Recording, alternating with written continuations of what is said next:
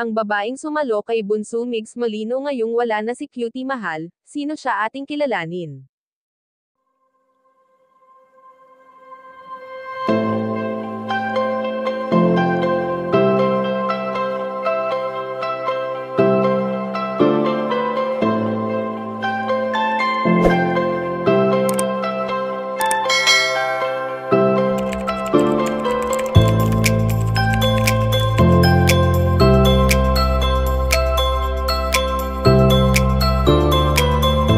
Sadyang hindi nawawala ang pagiging mapanuri sa mga mata ng mga netizens, dahil sa hindi nakaligtas sa mga ito ang unti-unting pagbabalik sigla ni Bunso Migs Malino sa social media.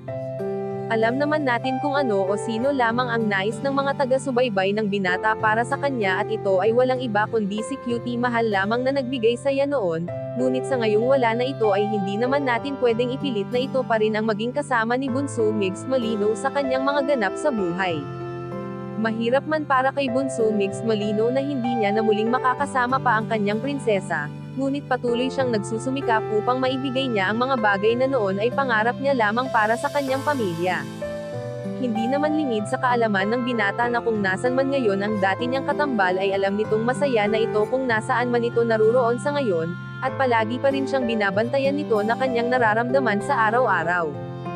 Sa ngayon nga ay ayon sa aming impormasyon na nakalap na ang babaeng ito na ang sumalo kay Bunso Migs Malino ngayong wala na si Cutie Mahal at ito ay walang iba kundi si Nene na full support para sa kanyang kuya.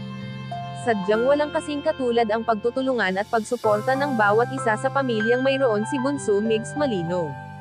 Kayo mga ka-chika, anong masasabi nyo dito? Please leave the comment and don't forget to subscribe.